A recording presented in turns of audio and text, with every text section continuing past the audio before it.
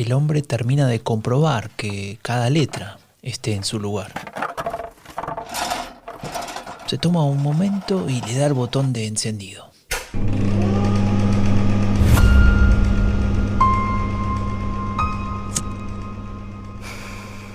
Mientras fuma su cigarrillo, mira por la ventana. No hay mucho que ver, pero no le importa, porque en realidad tiene mucho para pensar. Y es que está imprimiendo algo que no termina de entender. Le ha mandado unas ideas que lo cambian todo, al menos para él. Este hombre sigue creyendo en que la raza blanca es superior. Sigue siendo racista, digamos a la vieja usanza. Pero los responsables de la revista que se está imprimiendo saben que esto ya no funciona. Que luego de la Segunda Guerra Mundial algo tienen que cambiar si quieren lograr evitar el desprecio automático que generan entre la inmensa mayoría. Saben que aquel racismo debe ser redefinido y que solo así podrá surgir la nueva derecha en Francia. Solo así podrá nacer la Nouvelle Droite. ¿Alguna vez te preguntaste de dónde viene la narrativa de Donald Trump? ¿Escuchaste hablar sobre una supuesta decadencia moral de Occidente? ¿Cuál es el poder de los Bolsonaros o los Milei en Latinoamérica? El discurso de la derecha radical tiene raíces profundas. No son solo fuegos artificiales. Son premisas, supuestos y teorías desarrolladas por un conjunto de pensadores desde hace ya varias décadas, los ideólogos de las nuevas derechas. Soy Franco de Ledona y te invito a desvelar la genealogía del pensamiento político de las nuevas derechas. Una serie especial de Epidemia Ultra sobre los orígenes del discurso de la derecha radical. Una producción de Rombo Podcast y Anfibia Podcast con el apoyo del Laboratorio de Estudios sobre Democracia y Autoritarismos de la Universidad Nacional de San Martín. Hoy presentamos Francia, la mutación del racismo. Once upon a mundane morning, Barb's day got busy without warning. A realtor in need of an open house sign. No, 50 of them, and designed before 9. My head hurts. Any mighty tools to help with his plight? Aha! Barb made her move. She opened Canva and got in the groove. Bulk creating Canva sheets. Create 50 signs fit for suburban streets. Done in a click, all complete. Sweet! Now, imagine what your dreams can become when you put imagination to work at canva.com. Jóvenes europeos que dicen tener miedo de perder su identidad. Apoyan los discursos más extremistas sobre segregación, deportación y anti-inmigración. Son miembros del movimiento identitario. Este grupo basa todas sus acciones en una idea que hoy vamos a desarrollar poco a poco. Y lo primero que te voy a pedir es que no te asustes con el nombre, porque suena mucho más complejo de lo que en realidad es. Se llama etnopluralismo. Sí, diría brevemente que el etnopluralismo podría definirse como la idea de que las distintas etnias, que podemos definir como, digamos, culturas que comparten cierto lenguaje, ciertas tradiciones, cierta sensación de pertenencia, deben ser preservadas y que para ello hay que separarlas.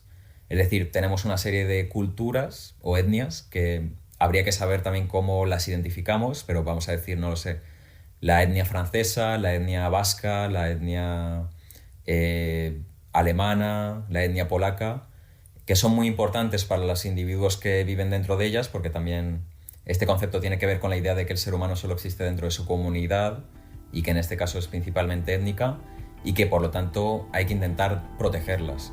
Daniel Rueda, investigador en el King's College London y especialista en extrema derecha, ha escrito sobre este concepto y su importancia dentro del discurso de la Nouvelle Droite, es decir, la nueva derecha francesa.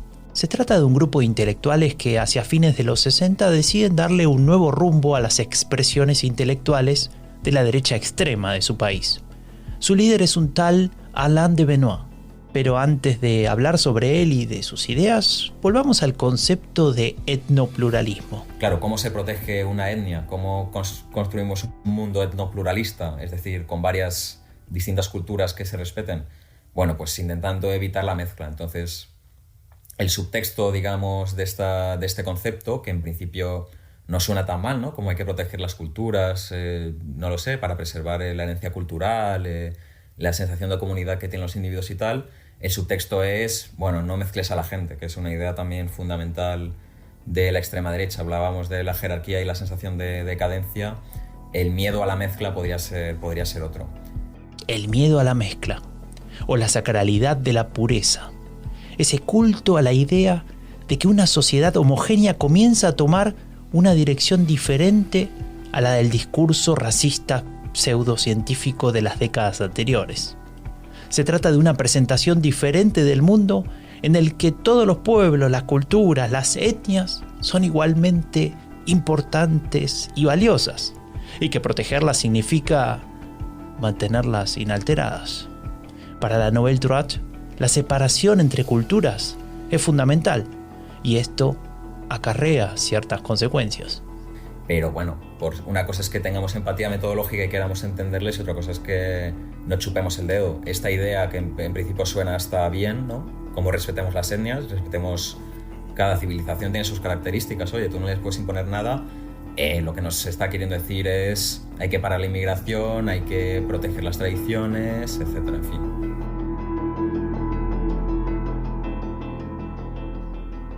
Les conservateurs, en général, veulent arrêter ou freiner l'immigration auquel nous sommes confrontés, l'immigration massive, incontrôlée.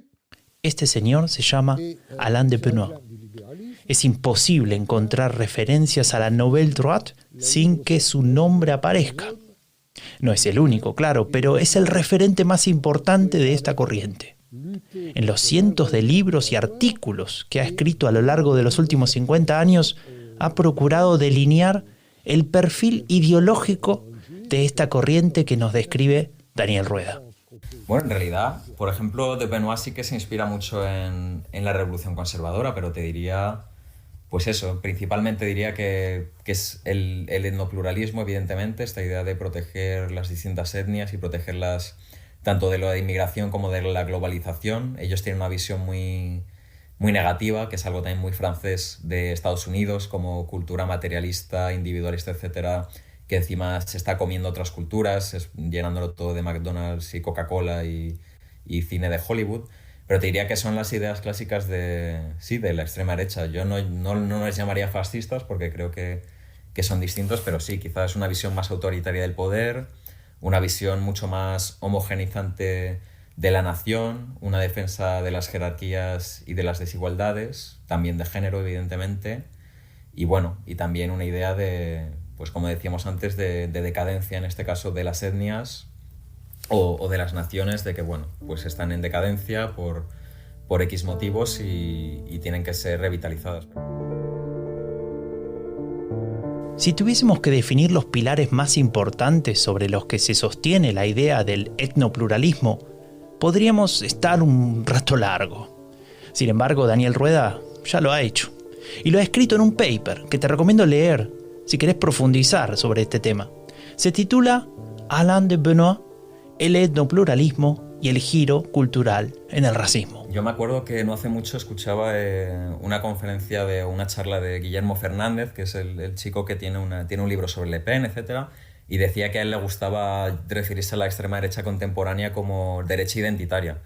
Claro, a priori lo que podríamos decirle es, bueno, sí, toda política es identitaria porque toda política requiere de la construcción de una identidad colectiva con valores y objetivos compartidos. Pero creo que él tenía razón porque para estas ideologías y también para la Nouvelle Droite y Alain de Benoist, la identidad forma parte como de su núcleo ideológico. Es como... no es algo funcional, o sea, no se trata de construir una identidad para sumar a mucha gente y ganar poder en el Congreso y llevar a cabo estas políticas, sino que de lo que se trata es de recuperar y reforzar una identidad perdida, en este caso étnica, y como digo, no como un medio para ser más operativos a nivel político, sino como un fin en sí mismo. También creo que se da una visión primordialista de la identidad, en el sentido de que en este caso es étnica, en el sentido de que formar parte de una identidad colectiva es algo esencial para los seres humanos. Y ahí tenemos entonces el primer pilar, la identidad.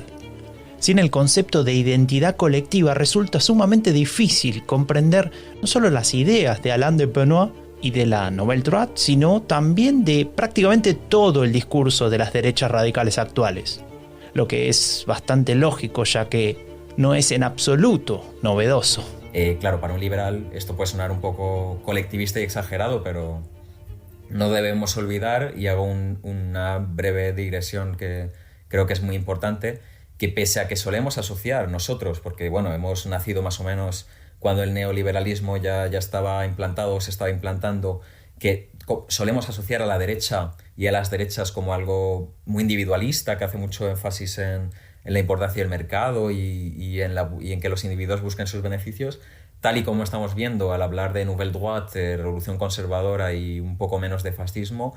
Esto no ha sido el caso para la derecha, para la extrema derecha en general. Es verdad que hoy en día tenemos a partidos como Vox en España o Chega en Portugal, que son muy neoliberales, pero creo que cualquier persona que sepa un poco de historia de la derecha radical se dará cuenta de que la derecha radical históricamente es lo contrario, es antiliberal, es antiindividualista, es muy colectivista, etc. Bueno, todo esto para explicar el énfasis que hacen en la identidad, que no es algo baladí para ellos, ni algo funcional, es algo que un individuo sin identidad colectiva está perdiendo una parte esencial de la vida. Un segundo pilar te puede sonar conocido, posiblemente porque ya lo hemos mencionado en episodios anteriores cuando hablábamos sobre la revolución conservadora en Alemania. El antiliberalismo, bueno, pues no tiene demasiada complejidad y también es algo que reverbera en toda la derecha radical. Diría que, bueno, donde los liberales proclaman la necesidad del pluralismo, individualismo y desarrollo personal, pues de Benoit y la inmensa mayoría de la derecha radical están más por proponer cosas como formas de comunitarismo más excluyentes y cierta apreciación por el autoritarismo. Pues sí, diría que la clave de la crítica al liberalismo es que el liberalismo es demasiado individualista y que la vida no es eso, que los individuos están enraizados y si les quitas las raíces los vas a dejar desubicados, alienados, etc. Y ya solo nos queda el último. Se llama paneuropeísmo y es la base del intento que hace la Nouvelle Droite para construir una tercera vía en plena Guerra Fría. Y finalmente el paneuropeísmo, volviendo a las etimologías, el prefijo pan es como unión, entonces la idea sería unir a todos los pueblos europeos. ¿Dónde empieza y acaba Europa? Es algo que hablamos antes de cómo el Ku Klux Klan al principio era también contra los católicos, luego con tal. Bueno, esto va variando. Alain de Benoit creo que tiene una frase que es como que Europa va desde Lisboa hasta Vladivostok, es decir, incluye a Rusia. Hay otras ideologías de derecha radical como el nazismo que eran europeístas en el sentido que querían una Europa unida pero excluían a los eslavos. Es decir, esto varía, esto del paneuropeísmo depende a qué derechista le preguntes.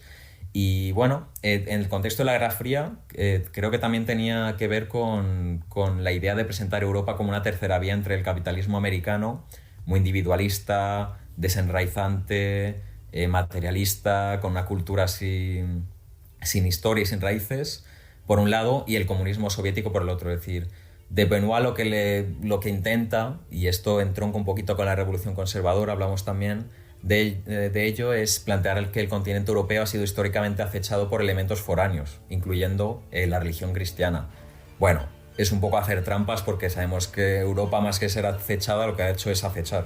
Pero bueno, la idea es eso, unir Europa en una especie de federación de diversas etnias como forma de revitalizar el continente y garantizar su autonomía frente a los poderes que emergen en la Guerra Fría. Pensemos que esto se escribe en los 70-80 y también recordemos esta idea fascista que también comparten partes de la derecha radical no fascista de buscar una tercera posición, ¿no?, entre capitalismo y comunismo. Bueno, pues para de Benoit, Europa es donde podemos encontrar esa posición, en tanto está entre el capitalismo salvaje americano y el comunismo soviético. Entonces, para él, unir Europa es crear una alternativa a esas dos opciones.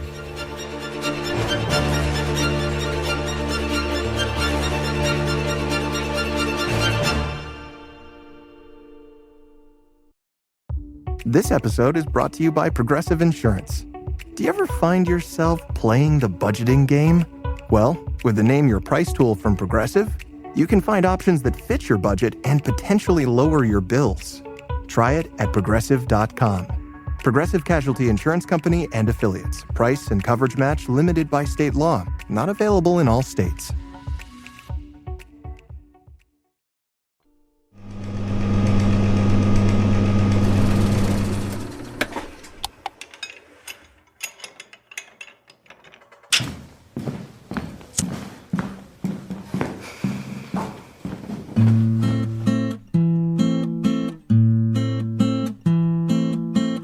¿Te acordás de la revista del inicio de este episodio?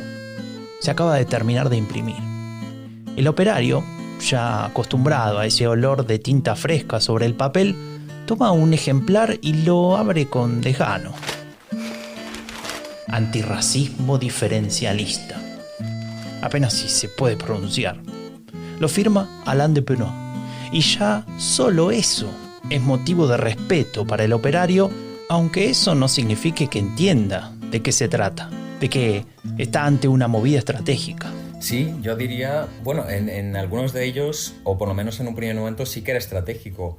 Hoy en día, por ser honestos e intentar analizar a la extrema derecha con cierto desapasionamiento, que es, volviendo a la idea de empatía metodológica, puede ser importante. Yo sí, en los 60, 70 no, pero sí que creo que la extrema derecha contemporánea es más... discrimina más en función de la religión o lo cultural que la raza. Siempre podemos sospechar, sobre todo de los ideólogos o políticos que no nos gustan. Siempre podemos decir, bueno, dicen esto en público, pero seguro que en privado siguen creyendo en el racismo biológico, pseudocientífico, etc. Con respecto a la extrema derecha contemporánea, lo dudo mucho. Creo que ha habido un cambio dentro de la extrema derecha, igual que ha habido cambios dentro de la extrema izquierda, dentro de los socialdemócratas, dentro de los conservadores, etc. Entonces, sí que en un primer momento podía ser puramente estratégico, pero creo que más adelante sí que se asienta, por ejemplo, en gente como de Benoist, que sí que sigue siendo en parte racista, pero sí que creo que honestamente y genuinamente es gente que enfatiza mucho más lo étnico, el lenguaje, la historia compartida, hasta cierto punto incluso la religión, etc. Pero bueno, lo que pasa es, este movimiento, no, como todo movimiento ideológico, no es una decisión de un puñado de individuos que se reúnen en Francia y dicen que van a cambiar la forma en que la extrema derecha articula sus visiones excluyentes. Lo que pasa es que a partir de 1945, y en reacción evidentemente contra el nazismo y en menor medida contra el fascismo italiano, no solo en la derecha radical, sino en la conciencia occidental, el racismo empieza a caer en desgracia, o por lo menos esa forma de racismo pseudocientífico. También es la época en que comienza la descolonización y ya algunos discursos de la superioridad de la raza blanca son muy difíciles de sostener. Hubo una declaración en Naciones Unidas en 1948 descartando el racismo presuntamente científico y denunciándolo como una especie de pseudociencia muy dañina. Ayudó mucho el papel de un hombre muy importante para estas cosas, pero que a veces se nos olvida que existe, que es Franz Boas, que era originalmente alemán y era antropólogo, y bueno, él con sus discípulos mostraba que lo importante era la historia y la cultura, no la raza, cuando explicábamos las diferencias entre sociedades. Claro, esto no significa que el racismo desaparezca de un plumazo, y de hecho incluso hoy está lejos de ser erradicado. Rueda, investigador del King's College London, le pone entonces una cuota de realismo a todo esto. En primer lugar, nada de esto se decide de un día para otro como un decreto gubernamental. Se trata de un proceso que va erosionando argumentos y alimentando otros. Recordemos que estamos en el mundo de las ideas en este viaje. Y en segundo término, el contexto también influye. Lo que era aceptado previamente, hoy es condenable. Pero sí implica que profesar estas ideas se convierte en algo muy polémico. Ya lo empiezan a notar los pensadores de la Nouvelle Droite a finales de los 60 y en los 70. En el sentido de que va siendo expulsado de lo que se conoce en ciencia política como la ventana de Overton, que es esta idea de que hay un marco de lo que se tolera y no se tolera dentro del discurso de sociedades determinadas. Y entonces, claro, pues algunos pensadores y políticos de extrema derecha o bien lo intentan disimular de forma estratégica o bien, insisto, de forma genuina empiezan a discriminar de otra forma y a constituir las identidades nacionales o étnicas de otra forma. Y voy a agregar una cosa. No se trata solo del contexto en función del pasado. En el presente, la Nouvelle Droite está adaptando su discurso a situaciones novedosas de esa época. También estamos hablando del momento después de la Segunda Guerra Mundial, cuando empiezan a llegar inmigrantes de las excolonias. Algunos de ellos no solo se le nota la diferencia en la piel, sino también en dónde van a rezar, porque algunos vienen de países musulmanes, ¿no? A Alemania llegaron muchos turcos musulmanes, a Francia llegaron creo que hasta millones de argelinos en determinado momento, por lo menos cientos de miles. Entonces, bueno, pues va cambiando. Al final las formas de alterofobia, que es esta palabra que engloba el rechazo de lo distinto, han ido variando. Esto se nos va un poco, es un poco digresión, pero el propio Ku Klux Klan en Estados Unidos al principio discriminaba a católicos, luego se dio cuenta de que había que enfatizar más la raza que el componente religioso.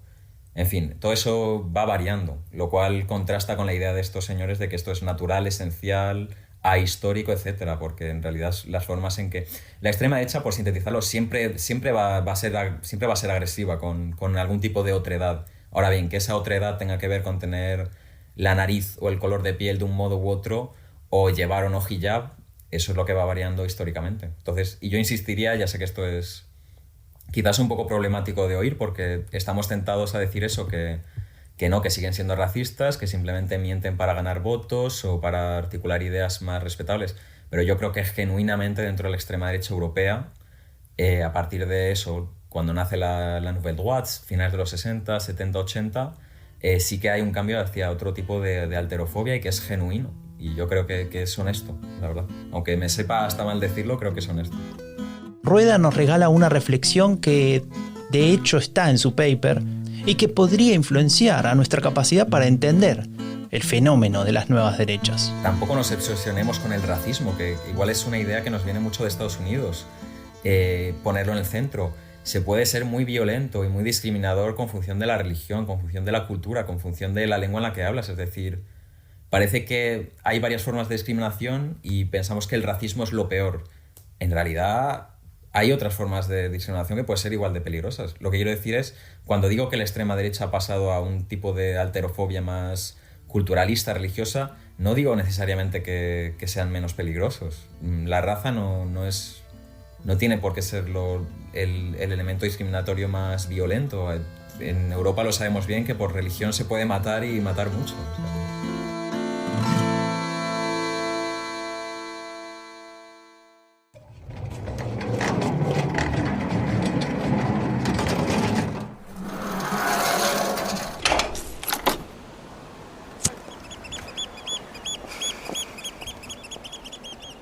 Ya anochece en Niza, la ciudad en la que se fundó GRECE, que son las siglas de lo que se conoce como Grupo de Investigación y Estudios para la Civilización Europea. El aire del Mediterráneo refresca la mente de este operario que, pese a todo, no puede dejar de pensar en el diferencil, bueno, ya ni se acuerda cómo era. Y en realidad es lo que menos le preocupa. Porque lo que realmente no entiende es esa decisión de no participar políticamente.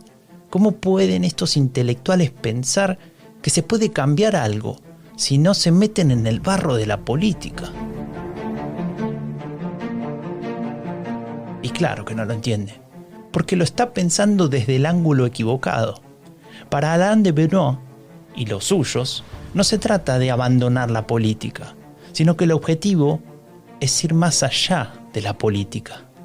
Lo llaman justamente la metapolítica. Sí, bueno, para aclararlo, porque suena una palabra un poco extraña, empecemos por la etimología. Lo que significa política ya lo sabemos, pero meta significa simplemente más allá, como en metafísica es ir más allá de lo físico, de lo que percibimos con nuestros sentidos.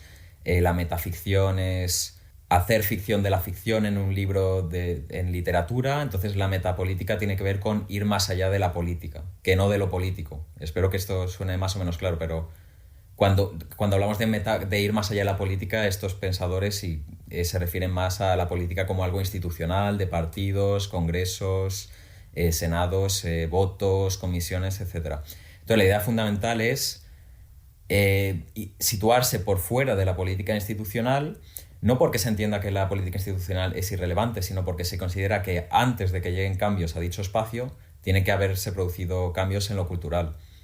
Antonio Gramsci hablaba de esto y decía, por ejemplo, que los ejércitos de Napoleón, cuando conquistaban Alemania o cuando conquistaban el norte de Italia, se encontraban con ciertas facilidades porque antes de que llegasen los ejércitos de Napoleón habían llegado libros de Voltaire, de Rousseau, etcétera, que habían difundido ciertas ideas ilustradas que, al menos en parte, los ejércitos de Napoleón trataban de instaurar por Europa. Gramsci. Es que estamos hablando de Antonio Gramsci. Dudo un poco de esta idea de llamar a la Nouvelle Droite gramscianos de derechas. Sé que suena curioso, sé que suena provocador. Ellos mismos se llamaban así para, bueno, plantearse un poco como gente un poco heterodoxa, un poco juguetona, que pilla ideas también de la izquierda. Para mí ser gramsciano no es solo priorizar el combate cultural, que como te digo, no es una idea muy compleja en realidad. Es algo casi de sentido común que probablemente se le pueda ocurrir a mucha gente, esto de que hay que cambiar las conciencias y la cultura antes de conquistar el poder político. No es una idea muy sofisticada, sino que también tiene que ver, digo, el gramscianismo con una visión de cómo se construyen las identidades colectivas, la centralidad de la clase social, una distinción en cómo se hace la revolución en Occidente y cómo se hace en Oriente. Entonces yo no diría que de Benoit y sus camaradas fuesen gramscianos, diría que toman una idea de Gramsci, que insisto, sin yo faltarle al respeto a Gramsci, nada más alejado de eso, tampoco es una cosa, no sé, no hay que ser Einstein para darse cuenta de lo importante del combate cultural. Pero bueno, la metapolítica, por no enredarme, sería eso. Primero cambiamos la cultura, luego cambiamos la política, es una idea que usa la Nouvelle Droite, y más tarde, que imagino que hablaremos, la Alt-Right. Luego de agradecerle la aclaración a Daniel Rueda, investigador del King's College y especialista en extrema derecha, nos despedimos. Sin embargo, como le pasaba a aquel operario de la imprenta, me quedo pensando en este tema de la metapolítica. Esto de primero cambiar la cultura y luego la política. Suena a una suerte de batalla, ¿no? Pero más cultural. Tal vez nuestro viaje para entender más sobre la Nouvelle Droite deba seguir por ese camino.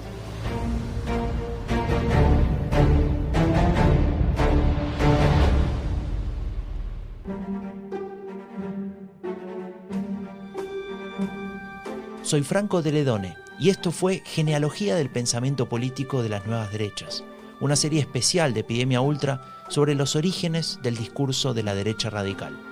Una producción de Rombo Podcast y Anfibia Podcast con el apoyo del Laboratorio de Estudios sobre Democracia y Autoritarismos de la Universidad Nacional de San Martín.